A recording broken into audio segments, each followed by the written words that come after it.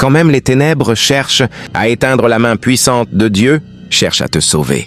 Cette jeune femme avançait lentement, en poussant sa mère handicapée installée dans une chaise roulante, sans savoir qu'un esprit de cercueil la suivait depuis le jour même de sa naissance. Cet esprit sombre était à l'origine de tous les blocages, douleurs et échecs qui ne cessaient de s'abattre sur elle. L'homme de Dieu présent, discernant cet esprit invisible, resta choqué et dépassé par ce qu'il voyait. Ne sachant comment annoncer cela, il déclara soudain « Tu n'as plus que 9 heures à vivre ». La jeune femme, bouleversée, demanda « C'est à moi que vous parlez ?»« Oui », répondit-il fermement. 9 heures, pas une de plus. Sa mère, assise, demanda ce qu'il se passait. La jeune femme, troublée, expliqua qu'elle ne comprenait rien à ses paroles. La mère l'invita à ne pas y prêter attention. L'homme de Dieu reprit « Si cela ne m'était pas révélé par l'Esprit de Dieu, je ne parlerais pas ainsi. Mais un esprit de mort te suit. » La jeune femme, choquée, refusa d'y croire, tandis que sa mère l'exhortait à s'en aller. Elles commencèrent même à insulter l'homme de Dieu, répétant qu'il racontait n'importe quoi. Mais soudain, guidé par le Saint-Esprit, il appela la jeune femme par son véritable prénom.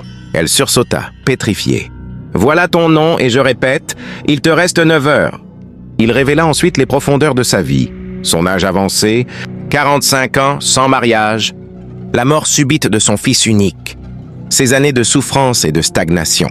La jeune femme confirma tout, bouleversée, tandis que sa mère s'acharnait à la détourner. « Maman, il décrit ma vie entière. Il connaît même le nom du père de mon fils, » cria-t-elle.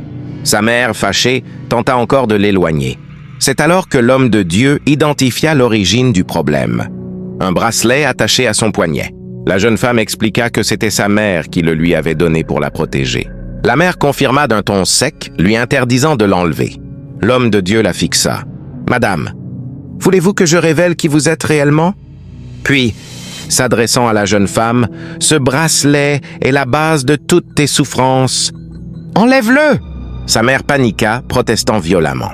Une lutte spirituelle invisible se déclencha. L'esprit de mort apparut devant la mère et murmura « Ne la laisse pas enlever ce bracelet, ou la sentence retombera sur toi. » La jeune femme, incapable de voir l'esprit, ne comprenait rien. L'homme de Dieu insista. « Tu ne vois pas ce démon devant ta mère? Regarde bien. » Elle répéta qu'elle ne voyait rien. Sa mère, furieuse, menaça l'homme de Dieu. « Quittez cet endroit où vous goûterez à ma puissance. Je suis sa mère, jamais je ne lui ferai du mal. » Mais l'homme de Dieu, agacé par les ténèbres qui se manifestaient, déclara avec autorité « Au nom puissant de Jésus-Christ !» À ces mots, la jeune femme, comme poussée par une force spirituelle, arracha le bracelet. Un tonnerre éclata instantanément sur sa mère. L'esprit disparut. Alors la mère secouée avoua tout. « Oui, je suis la source de tous tes malheurs. J'ai lié ton mariage, ta destinée, et j'ai même pris la vie de ton fils. Avec ce bracelet, je contrôlais chacun de tes pas. L'homme de Dieu l'a maudit pour ses œuvres de ténèbres. » Elle ajouta, « Mon sacrifice devait se faire aujourd'hui. »« Mais tu l'as détruit !» La jeune femme, effondrée, se tint la tête, incapable de croire ce qu'elle entendait. L'esprit de mort tomba sur la mère à l'instant même. Dans cette vie, il existe des combats que l'œil humain ne peut pas voir. Beaucoup marchent, respirent, rient, travaillent, mais portent des fardeaux invisibles qui viennent de loin. Parfois, l'origine de nos douleurs n'est pas ce que nous imaginons. Ce n'est ni la malchance, ni le destin, ni les gens autour de nous, mais des liens cachés, des influences spirituelles ou même des personnes que nous pensions dignes de confiance. L'histoire de cette jeune femme nous rappelle une vérité importante. On peut aimer quelqu'un sans savoir que cette personne n'a jamais voulu notre élévation. La naïveté est dangereuse. La confiance aveugle est coûteuse. Apprends à examiner, prier et discerner. Ce que ta main accepte, ta vie peut le payer. Les paroles spirituelles ne sont pas des jeux. Quand un homme ou une femme de Dieu parle sous l'inspiration divine, ne te moque pas, ne t'emporte pas, ne minimise pas. Certaines révélations viennent pour sauver, avertir et libérer. Trop de personnes ignorent les signaux, repoussent les avertissements et se réveillent trop tard. Tout ce qui brise, bloque ou vole ta joie n'est pas normal. Si tu tournes en rond dans le mariage, dans la santé, dans le travail, dans la paix intérieure, ne t'habitue pas à la souffrance. Cherche Dieu avec sérieux. Il n'y a aucune chaîne que l'Éternel ne puisse briser, aucune parole de mort qu'il ne puisse renverser, aucune œuvre de ténèbres qui puisse résister à la lumière. La sorcellerie existe, mais la puissance de Dieu est supérieure. Là où l'ennemi met la mort, Dieu met la vie. Là où l'ennemi met la honte, Dieu restaure. Là où l'ennemi ferme une porte, Dieu en ouvre 7. Celui qui se confie en Dieu ne sera jamais confondu. Seigneur Jésus, que toute porte ouverte au mal dans ma vie se ferme maintenant par ton feu. Que tout objet, toute parole, toute influence envoyée contre ma destinée perde sa puissance. Libère-moi de tout lien caché, de tout esprit de mort, de toute oppression héritée ou imposée. Protège ma vie, ma maison, mes projets, mes enfants et mon avenir. Que ta lumière éclaire ce qui était dissimulé. Et que ma vie devienne un témoignage de ta délivrance et de ta puissance. Au nom puissant de Jésus-Christ. Amen. Jesus! Impossible mais vrai. Cet homme de Dieu qui sortait d'une visite aperçoit un serpent mystique sur une chaise. Pour s'assurer que sa révélation est fausse, il regarde de l'autre côté et découvre un vieil homme ayant des cotons au nez de façon spirituelle. Quelques minutes après, le vieil homme change d'apparence. Cette histoire est réelle. Voici le neveu du vieil homme qui rentre. N'oublie pas de t'abonner et de laisser un cœur ou un j'aime pour m'encourager. Oh, bonjour mon oncle. Oui, mon neveu, comment vas-tu? Ah, ça va, oncle? Je t'attendais depuis. J'avais été chez un ami qui voulait me voir. Je suis là maintenant.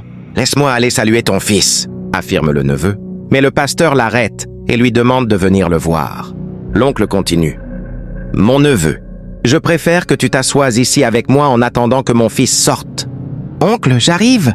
Je vais voir cet homme qui dit qu'il veut me voir. Le neveu se rapproche du pasteur. Celui-ci, ouvrant la bouche, lui demande ce que le vieil homme représente pour lui. Il répond que c'est son oncle. Le pasteur lui dit alors qu'il a eu une révélation d'un serpent mystique posé sur la chaise. Il montre au neveu la chaise dont il parlait et lui demande de ne pas s'asseoir dessus. L'oncle commence à déranger leur discussion et réclame le neveu. Ce dernier, étonné, écoute quand même l'homme de Dieu. Une fois près de son oncle, ceux-ci se dirigent pour s'asseoir. Mais le pasteur avertit. « Jeune homme, je t'ai dit de ne pas t'asseoir sur cette chaise. Fais attention. Cet homme raconte quoi? Je te dis, jeune homme, ne t'assois pas sur cette chaise, insiste le pasteur jusqu'à se rapprocher d'eux. Mais vous, quel est votre problème? Cet homme a quel problème? Je ne le comprends même pas. Le pasteur réplique. Vieil homme, écoute-moi. Je ne sais pas ce que ce jeune t'a fait pour mériter ce que tu lui réserves. Mais sache que ton plan est déjà dévoilé. Le vieil homme réplique. Tu m'écoutes, mon neveu? Qu'est-ce que toi tu peux me faire pour que j'en veuille à ta vie?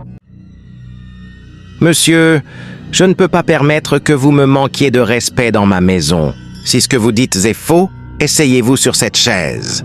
L'oncle s'énerve. Tu sais quoi? Va-t'en, va-t'en. Moi, allez où? Je suis prêt à perdre ma vie s'il le faut afin de vous dévoiler. Je ne suis pas de ceux qu'on intimide avec vos sorcelleries. Je sais ce que j'ai vu. Déclare-toi toi-même ou c'est Dieu qui le fera. Le neveu, voyant que la chose est sérieuse, demande à son oncle de s'asseoir pour s'innocenter. Si vraiment vous n'avez rien déposé sur cette chaise, asseyez-vous pour prouver votre innocence. Écris « Jésus sauve-moi des mauvaises personnes » en commentaire. « Ah, jeune homme, aujourd'hui tu vas regretter ce que tu fais. » Le pasteur réplique aussitôt que c'est le vieil homme qui sera dévoilé. « Asseyez-vous, asseyez-vous » insiste le pasteur. Le neveu insiste à son tour, mais l'oncle se fâche et le réprimande. « Oncle, assieds-toi si tu dis la vérité. » Vieil homme, assieds-toi. Mais l'oncle refuse de se laisser faire. Mon neveu, donc tu crois cet homme étranger plus que ton oncle?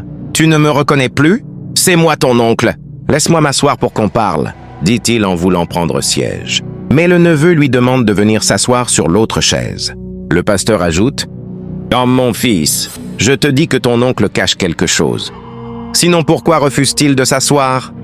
L'oncle réplique « Mon neveu, tu ne me crois pas? C'est ça? Écoute-moi. » Pendant leurs échanges, le fils de l'oncle sort de la chambre. En voyant son neveu, il se dirige vers lui et les deux se saluent. Si tu crois que Dieu existe, écris en commentaire. Seigneur, que mes ennemis retombent dans leur propre filet. Les deux, poussés par les retrouvailles, s'assoient chacun sur une chaise. Le vieil homme crie fortement jusqu'à enlever son chapeau. Son fils vient de s'asseoir sur la chaise envoûtée. Qui t'a demandé de t'asseoir sur cette chaise? Jesus! Qui t'a demandé de t'asseoir sur cette chaise? Je te pose une question. Qui t'a poussé à t'asseoir sur cette chaise? Mais papa, c'est quoi le problème? Le vieil homme répond. Ah, tu ne comprends rien du tout. Qu'est-ce qui t'a poussé à t'asseoir sur cette chaise? Le pasteur intervient.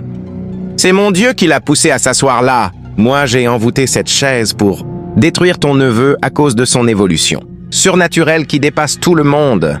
Comment se fait-il que dans la famille, ce soit son père et lui qui évoluent plus que tout le monde? En entendant cela, le neveu se lève avec un regard de peur. « Et tu as fait quoi ?» Le pasteur répond.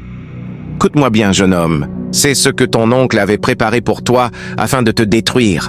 Mais Dieu l'a précipité dans son propre piège. » Le vieil homme, de son côté, essaie de faire comprendre à son fils la gravité de ce qui vient de se passer. Mais celui-ci ne comprend rien.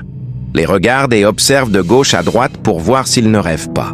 Dans cette histoire bouleversante, nous découvrons encore une fois que la méchanceté peut parfois se cacher derrière les visages les plus familiers et que le danger n'est pas toujours à l'extérieur, mais parfois à l'intérieur de nos propres familles. Ce qui s'est passé dans cette maison n'est pas qu'un simple événement. C'est une leçon de vie, un avertissement et un appel à la vigilance spirituelle. Car pendant que certains avancent, d'autres cherchent à les faire tomber. Pendant que Dieu élève une personne, quelqu'un dans l'ombre cherche souvent à l'humilier, l'envoûter ou la détruire. L'histoire de ce jeune homme nous rappelle une vérité fondamentale.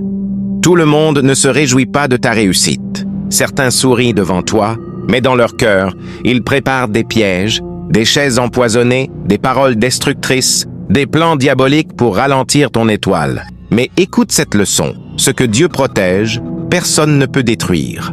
Le piège avait été fabriqué pour le neveu, mais c'est celui qui a préparé le piège qui est tombé dedans. Voilà pourquoi la Bible dit « Celui qui creuse une fosse y tombera lui-même ». Fais attention aux personnes que tu appelles oncles, amis, frères, proches. Tout le monde n'a pas un cœur pur. Tout le monde n'a pas de bonnes intentions. Beaucoup sourient, mais peu aiment vraiment. Apprends donc à discerner. Apprends à écouter la voix de Dieu. Apprends à ne pas suivre les apparences. Si le pasteur n'avait pas obéi à la révélation divine, ce jeune homme aurait perdu sa vie. Voilà pourquoi tu dois toujours garder ton esprit éveillé et ta foi active. Ne t'assieds jamais là où Dieu te demande de ne pas t'asseoir. N'entre jamais là où Dieu te demande de ne pas entrer. Ne fais confiance à personne plus que tu ne fais confiance à Dieu. Et toi qui lis ce texte, retiens ceci. La sorcellerie existe, la jalousie existe. Mais la puissance de Dieu est au-dessus de tout. Même quand tes ennemis complotent, Dieu voit. Dieu déjoue, Dieu protège. Alors je prie pour toi, que toute chaise mystique préparée pour ta chute soit renversée au nom de Jésus. Que tout plan caché contre ta destinée retourne à l'envoyeur. Que Dieu ouvre tes yeux spirituels comme il a ouvert ceux du pasteur dans cette histoire. Que tu sois couvert, protégé, entouré, invisible aux attaques du malin. Que ton étoile continue de briller malgré ceux qui souhaitent l'éteindre. Et que Dieu accorde la paix, la sagesse et le discernement à ton cœur. Si tu crois que Dieu peut te protéger de tout mal, écris simplement en commentaire. Seigneur, que mes ennemis tombent dans leur propre piège. Quelques secondes après, il se leva de la chaise roulante. Même sa grande sœur n'y croit pas. Même le monsieur resté à l'écart est aussi étonné. Les deux s'embrassent. Le mendiant continue. Toi, jeune femme, je vois que tu n'es pas mariée et aussi que quand tu postules à des postes, tu n'es jamais embauchée. Ce n'est pas que tu n'as pas de diplôme. Tu as assez de diplômes pour être même une bonne leader. Mais ne t'inquiète pas, je vais prier pour toi et tu seras délivrée. La jeune femme, les larmes aux yeux, le supplie de prier pour elle jusqu'à se mettre à genoux. Si tu crois au miracle, écris en commentaire. Jésus-Christ, je veux mon miracle pour le recevoir. Le monsieur qui était resté un peu loin pour les observer, s'approche aussi et se met à genoux. Quelle humilité! Le mendiant, poussé par l'Esprit Saint de Dieu, prie pour chacun d'eux. Le monsieur aussi avait un problème sérieux. Son unique fils âgé de 9 ans est hospitalisé et il lui manque du sang. C'est la poche de sang que le monsieur cherchait partout et n'avait pas trouvé.